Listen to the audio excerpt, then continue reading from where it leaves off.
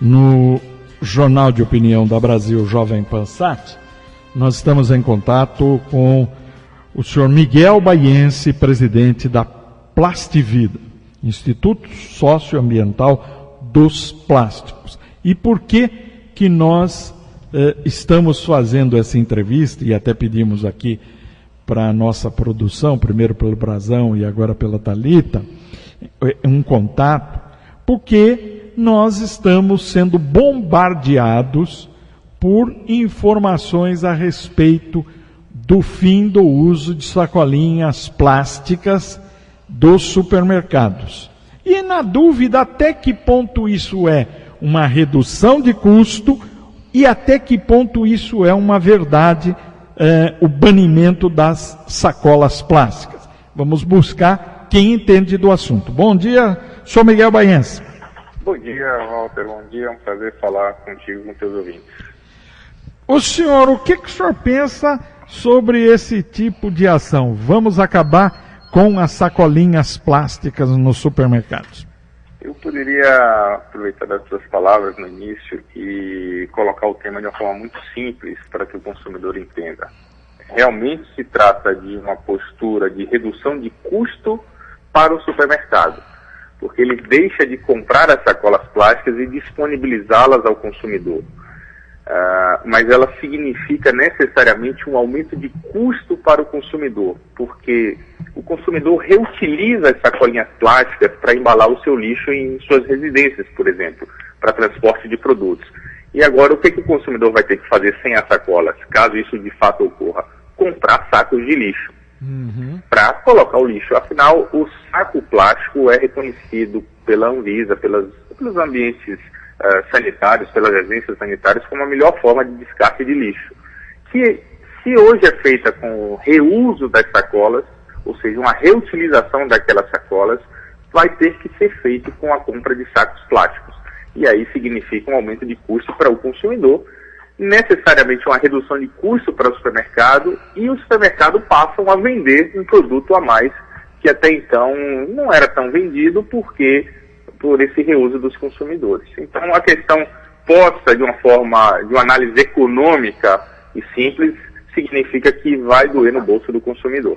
Ou seja, aquela sacolinha que o consumidor pegava junto ao caixa, ele vai pegar agora na gôndola, para poder pôr o seu lixinho da pia lá, ele vai pegar na gôndola e passar no caixa e pagar. Exatamente. É mais um produto a ser vendido pelos supermercados. Agora, o que eu notei, senhor Miguel, e já vou passar aqui para o Thanos que está querendo fazer pergunta, o que eu notei é o seguinte: alguns estabelecimentos de menor porte, esses varejões, também uma padaria, dou até nome, é o Fruit Center ali, perto do Campo do Guarani, ali a padaria Massa Pura, eles estão utilizando a sacolinha que eles chamam biodegradável, qualquer coisa assim. Essa sacolinha é diferente da sacola plástica? Bom, então a gente vai agora, já falei sobre a questão puramente econômica, então vamos falar agora da questão ambiental. A sacola plástica comum, ela tem uma composição diferente da que é biodegradável e da que é oxidegradável. A questão é que as pessoas também têm colocado o tema como se a solução para as sacolas plásticas fosse substituí-las por material biodegradável, que é aquele material que os micro-organismos consomem e emitem gases para a atmosfera. E a oxidegradável, que é um tipo de sacola que, com a incidência de luz, ela se degrada e ela esfarela. O que acontece com isso? Na hora que você substitui um produto pelo outro, além de você ter que avaliar a questão ambiental, a gente precisa avaliar a questão do reuso, por exemplo. As sacolinhas comuns são muito criticadas porque falam, ela dura 500 anos, 200 anos e assim por diante. Mas que bom que isso acontece. Por quê? Eu continuo, quando jogo o meu lixo dentro da sacola e destino ao aterro sanitário, essa sacola não se transforma em gás carbônico, que é o causador do efeito estufa. Ela confina o lixo naquele recipiente continuamente. Evita que o churume que é o resíduo que sai do lixo, de água de chuva, etc., contamine solo e lençol freático. Então são várias situações ambientais que precisam ser avaliadas, e os estudos científicos mostram que as sacolas plásticas têm melhor desempenho ambiental do que as alternativas oferecidas. Isso é muito importante falar, Walter. Agora, em fevereiro do ano passado, de 2011, a agência ambiental britânica mostrou que de 9 categorias ambientais avaliadas, as sacolas plásticas comuns tiveram melhor desempenho em 8 categorias, comparado com todas as alternativas usadas lá no Reino Unido, incluída biodegradável, oxidegradável, sacola retornável. Então, por que banir o produto que tem um melhor desempenho ambiental? Para ficar em duas coisas bem simples para o consumidor entender. As sacolas consomem menos matéria-prima e emitem menos CO2 para a atmosfera na vida útil da sacola, no ciclo de vida completo. Então, por que banir? Aí, esse que é o grande erro, o equívoco que a gente entende que se faz nesse debate. Travestir uma questão ambiental com interesses econômicos. Então, começa a se falar mal das sacolas para que se justifique um ganho para o supermercado e um aumento de custo ao consumidor. Senhor Miguel, o senhor não está defendendo aí interesses econômicos? Porque, então, tudo que a gente ouviu falar sobre essa questão do plástico, essa sobrevida que ele tem, o prejuízo à natureza, tudo isso é balela? O que está acontecendo? Quem é que está falando a verdade? Bom, aí o que se eu pensar enquanto indústria, eu vou te responder da seguinte forma, Thanos. Quem fabrica a sacolinha plástica e eventualmente deixar de fabricá-la, vai passar a fabricar sacos de lixo plástico. E, em teoria, é uma indústria que vai simplesmente se adaptar para tentar vender ao setor, ao mercado, o produto que ela vendia anteriormente. Isso se eu falar enquanto indústria, prontamente. Mas quando eu falo da Plastivida, que é uma entidade que tem um enfoque socioambiental, nós propusemos um programa de garantia de qualidade. O que eu quero dizer com isso? Há um equívoco nesse processo todo que supermercados, indústria, cidadão e poder público cometem. Em determinado momento, os supermercados passaram a exigir sacolas cada vez mais finas. Por quê? Mais finas têm menos matéria-prima. Menos matéria-prima, ela é mais barata. E a indústria passou a atender. E o consumidor passou a fazer o que nós fazemos hoje. Colocamos uma sacola dentro da outra. Isso é o desperdício. E, naturalmente, houve um boom de consumo de sacola plástica que nos fez repensar se esse caminho é o correto ou não. E aí nós criamos o que chamamos a Escola de Consumo Responsável, que é para orientar supermercados, orientar a indústria e orientar o consumidor a consumir o que é necessário. Então a gente tem um selo de garantia de qualidade, que a sacola fabricada com esse selo suporta, por exemplo, 6 quilos de compras. Nós vamos ao supermercado que são signatários, por exemplo, a Rede Zafari aqui em São Paulo, e eles compram sacolas resistentes. E treinamos os caixas empacotadores que dizem ao consumidor o seguinte: olha, essa loja distribui sacolas resistentes, você não precisa pôr uma dentro da outra, não desperdice, consuma responsavelmente. E aí o cidadão pode sair tranquilamente com uma sacola com 6 quilos de produtos lá dentro, sem que ela vá arrebentar. Coisa que não acontece nas sacolas dos supermercados que não fazem parte do programa.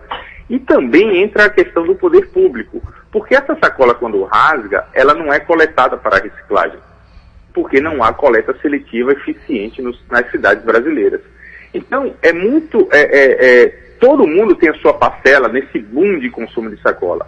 O supermercado por fabricar sacola fora de norma, desde que ele não seja signatário do programa. A indústria por aceitar fabricar fora de norma, desde que seja aquela indústria que também não é parte do programa.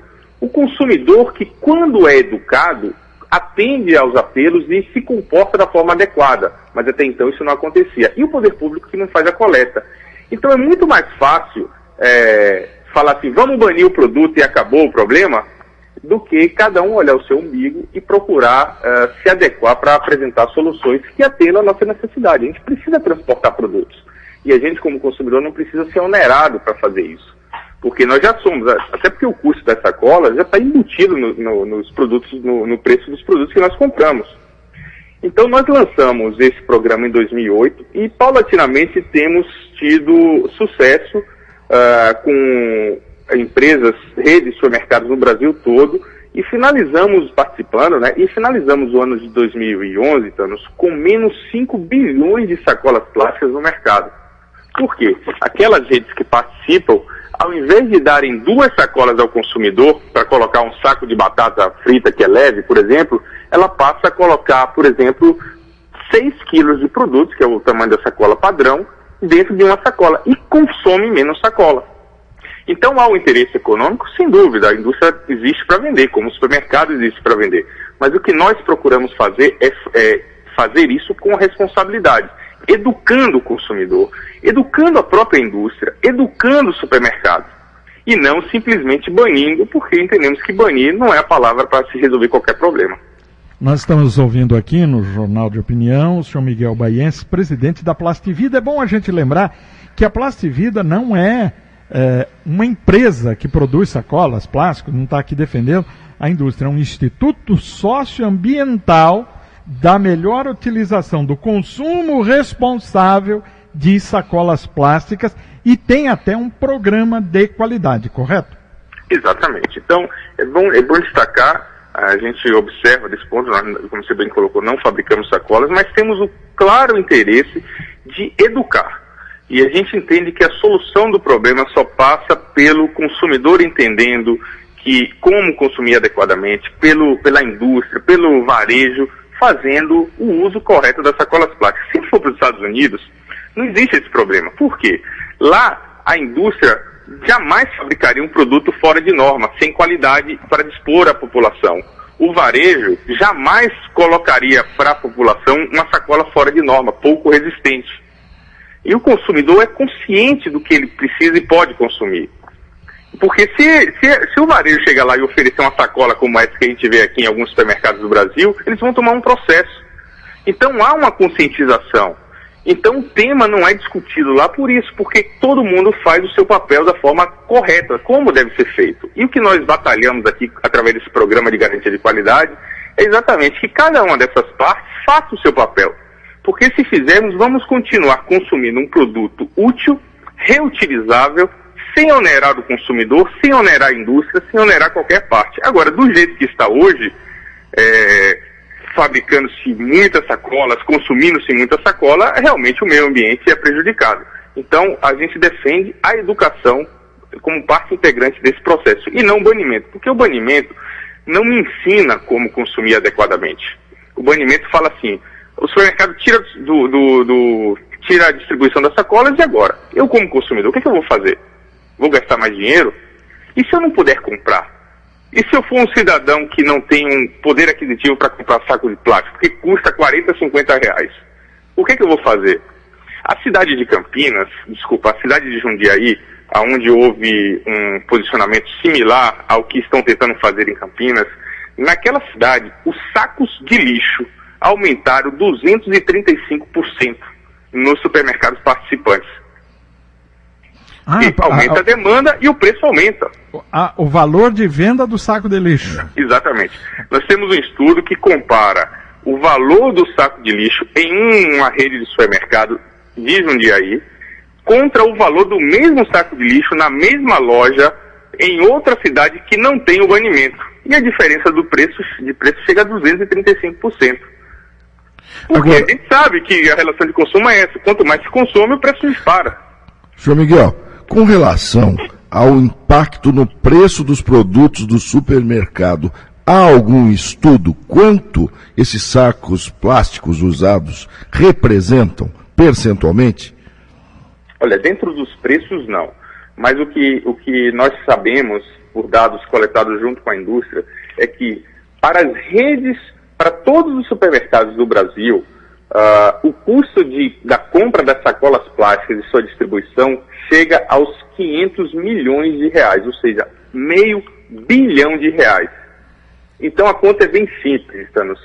Se os supermercados do Brasil deixarem de distribuir sacolas plásticas, eles deixam de gastar R$500 bilhão. Agora, é lógico que o valor desse produto, dos sacolas plásticas, está embutido nos custos. E aí cabe a cada uma das redes de supermercado mostrar se devolveu esse dinheiro ou não ao cidadão. Agora, senhor Miguel, existe também O senhor começou dizendo, talvez eu tenha perdido, ou então não aprofundamos isso.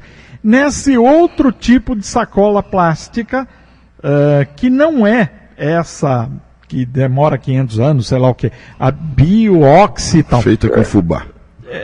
Tem uma que fala até de amido, qualquer coisa assim. Gostaria que o senhor explicasse isso. Então vamos lá. A sacola biodegradável, ela pode ser feita, por exemplo, a partir de amido de milho. Quais são as questões envolvidas nesse tipo de sacola? Primeiro, essa sacola, na natureza nada se cria, tudo se transforma. Então, se a sacola é biodegradável, significa, a grosso modo, para o ouvinte entender, que um micro-organismo, um bichinho, vai lá e come a sacola e, evidentemente, que aquela matéria-prima vira alguma coisa, ela vai se transformar em gás, que é CO2 ou metano, que são os gases causadores do efeito estufa. Para que isso não ocorra de forma que polua o meio ambiente, precisa ser feito em usinas de compostagem, que são os processos industriais onde toda essa transformação acontece controladamente. Só que o Brasil não possui usinas de compostagem. Aí o outro ponto. No mundo, não existe matéria-prima disponível para atender a demanda necessária para as sacolas plásticas biodegradáveis. Então é uma conversa fiada, porque mesmo que as grandes redes do Brasil resolvam utilizá-la, não vai existir matéria-prima suficiente. Isso é fato. Quando eu vou para a óxido degradável, o processo é similar. A óxido degradável, a luz incide sobre ela, a luz bate na sacola, e aí é ativado um processo químico em que a sacola esfarela. E a outra sacola, que é a sacolinha comum, ela, como eu falei, ela dura continuamente, mas, segundo pesquisa do Datafolha, mais de 90% da população reutiliza a sacola para embalar lixo. Isso é bom porque o lixo fica ali confinado e ele não vai para o meio ambiente, desde que a gente tenha coletas adequadas e assim por diante. Uhum. Então, se se a sacolinha comum causa poluição visual, e é o fato de você ver a sacolinha, os outros têm os seus aspectos que são invisíveis. Por exemplo, a biodegradável, em 180 dias esse processo deve acontecer, e o que era sacola, que era um sólido visível, vira gases invisíveis, que tem um impacto ambiental. Quando eu penso na óxido biodegradável, ela também esfarela, ela deixa de ser visível, mas ela continua existindo como um pó. E o que esse pó pode causar são os estudos que vão mostrar se isso é bom ou ruim para o meio ambiente. E aí volta a questão dos estudos. Quando isso tudo é colocado numa avaliação científica, as sacolinhas plásticas comuns têm um melhor desempenho ambiental. Então, por que banir aquilo que tem um melhor desempenho ambiental? Essa é a grande questão. E a gente acha a resposta na questão econômica. E aí, o nosso ouvinte deve estar perguntando, a nossa ouvinte, puxa vida, mas antigamente a gente usava a sacola de pano, a sacola de lona. Mas tem um outro problema, essa sacola eu levo e trago o quê? Fungo?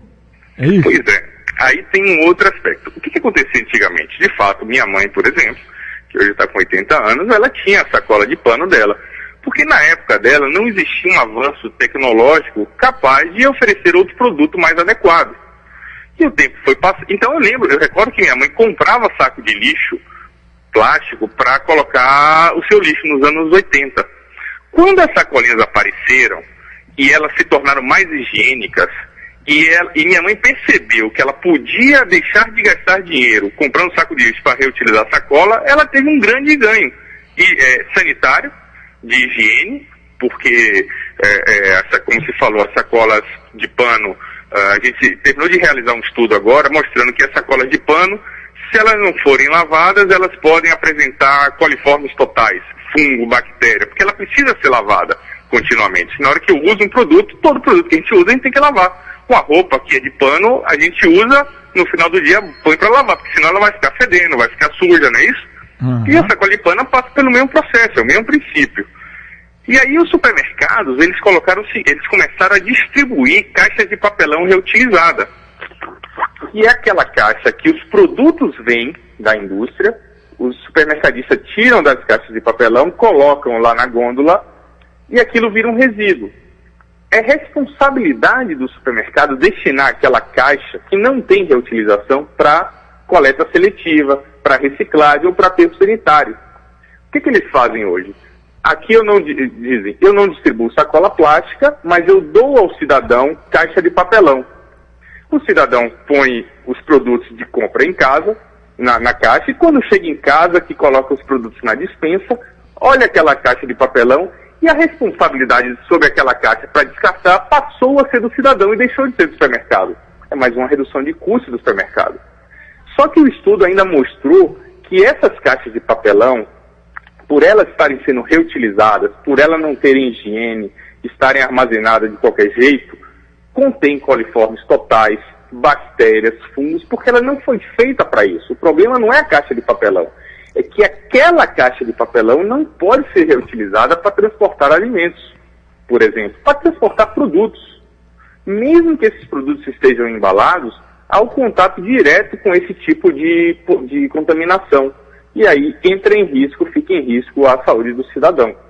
Então, é uma série de fatores, Walter, que a população precisa estar informada para que ela tome a decisão sobre qual é o melhor produto a utilizar e atender às suas necessidades, com educação, com segurança e que não comprometa também o seu bolso.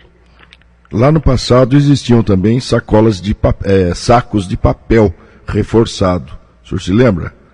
Isso existe no mercado, é uma alternativa. Nós vamos voltar aos anos 70, não? Esse é o grande problema. Como eu ia falando, concluindo o raciocínio de como minha mãe trabalhava nos anos 70, ou fazia suas compras, é exatamente isso. Ao invés de nós, gostaria muito que a associação que está promovendo esse tipo de banimento participasse do nosso programa de garantia de qualidade. Porque quanto mais indústria nós estivermos participando, quanto mais supermercados estivermos participando, mais a população, vamos informar a população sobre consumo consciente, sobre consumo responsável, e mais vamos reduzir o consumo de sacolas plásticas para chegar no patamar que sempre existiu, que é aquilo: eu preciso de uma para transportar 6 quilos. Pronto, eu não preciso usar 2, 3, 4 sacolas. Entendeu? Isso só se consegue, Thanos, com educação. E nos anos 70, é como eu falei, existia a caixa de papelão, saco de papel, esse por diante, reforçado ou não, mas era uma necessidade, porque não havia o desenvolvimento tecnológico. E o plástico, a gente precisa tirar aquela pecha de que o plástico é o grande vilão do meio ambiente. A gente não vive sem o plástico. E as vantagens ambientais do plástico são inúmeras. Um carro hoje contém plástico, sim, e ainda bem, porque isso torna o plástico mais leve. Se é mais leve, consome menos combustível. Se consome menos combustível, emite menos CO2 para a atmosfera. Por que eu vou pegar uma caixa? Aí o pessoal fala, não, porque o plástico vem do petróleo, se consome muito petróleo, e o petróleo é finito. Aí eu trago essa questão para dentro das sacolas. Aí eu sou obrigado, uma rede de supermercado deixa de me distribuir as sacolas plásticas e me faz comprar sacolas retornáveis de algodão. E eu tenho que chegar em casa, todo dia que eu utilizar ela, lavar. Se eu lavo, eu consumo água. Água é muito mais finito do que petróleo. E é muito mais essencial. E se a água acabar, aí sim a gente morre. Com petróleo não, a gente acha alternativas, inclusive. Então por que eu tenho que aceitar, simplesmente, que consumir água para lavar minha sacola de algodão é mais ambientalmente correto do que simplesmente usar minha sacola plástica comum e reutilizá-la diversas vezes como for necessário para mim. Agora, então, esse tipo de informação que precisa chegar ao cidadão. Sr. Miguel Baiense, o senhor disse em algum ponto dessa nossa entrevista que uma rede de supermercado em São Paulo aderiu ao programa da Plastivida, o uso de sacola com qualidade e consumo responsável. Quais são as redes de supermercado que o senhor tem assim de cabeça que aderiram não ao programa da ARPAS, mas a um programa de consumo responsável? Olha, nós temos aqui em São Paulo a rede Zafari, que na verdade é uma rede gaúcha, mas que tem uma loja aqui na capital. O G Barbosa, que é uma rede muito grande do Nordeste do país.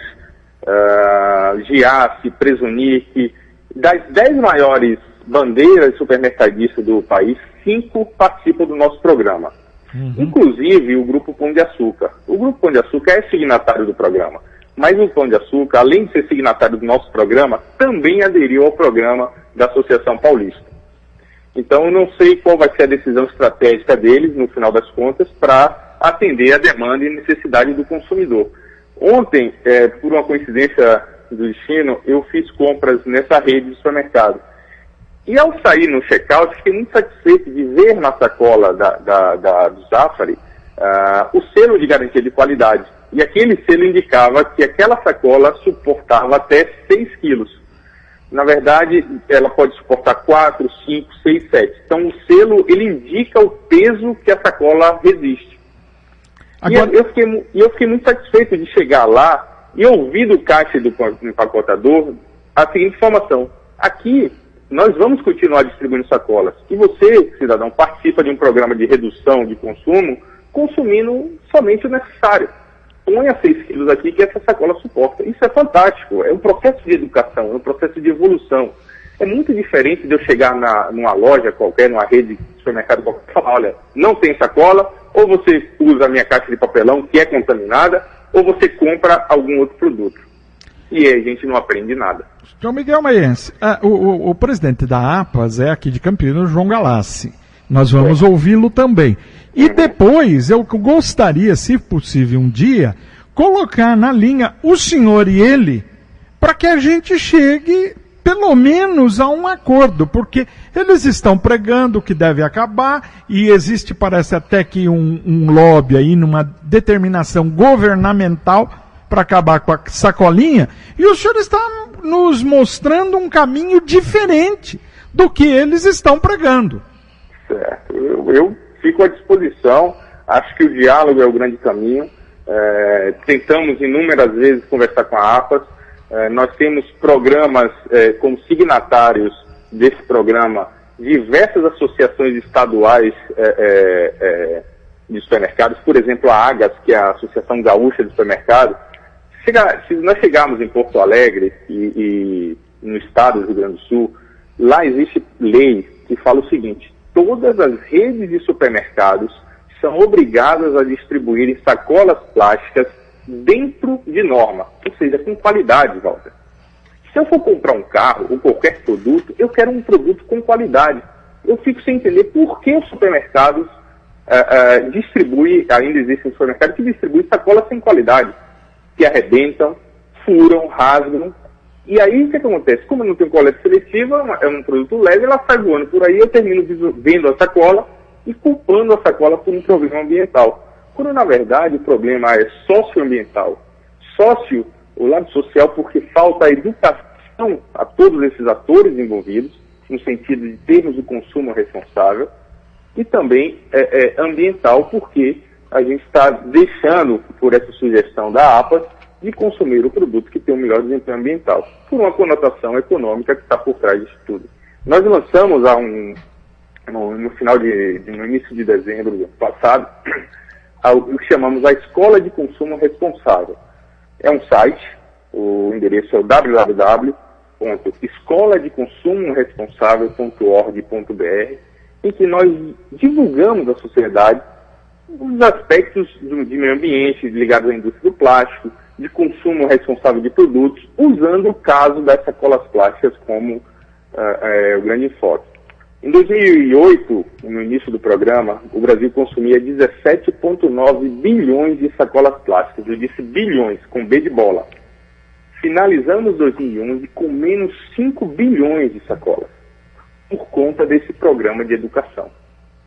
Então, quanto mais lojas, quanto mais redes, quanto mais associações estiverem participando de um programa como esse, destinando os esforços de comunicação para a educação, não temos dúvida que a gente vai conseguir resolver essa questão. Agora, proibir, alguém paga por isso. E quem vai pagar por isso é o bolso do consumidor e o meio ambiente, porque as alternativas apresentadas não são adequadas do ponto de vista ambiental, segundo os estudos científicos. Perfeito. Sou Miguel Baiense, presidente da Plastivida, é um instituto socioambiental dos plásticos. Quem quiser mais informações, www.plastivida.org.br. E aí tem uma série de coisas, e tem uma página que eu estou abrindo aqui, 10 motivos para você não aceitar a proibição das sacolinhas plásticas. Nós queremos ouvir também o outro lado. Vamos ouvir, tentar ouvir, se ele quiser falar, o João Galassi, aqui de Campinas, que está liderando essa campanha em nome da APAS. Vamos saber o outro lado e, quem sabe, depois colocá-los dois, para que a gente possa ter um melhor juízo disso tudo. Muito bom dia, muito obrigado pela sua participação, senhor Miguel Baiense. Bom dia, Walter, bom dia, Thanos, obrigado a vocês e aos ouvintes. A vocês e aos ouvintes. A vocês e aos ouvintes. A vocês e aos ouvintes.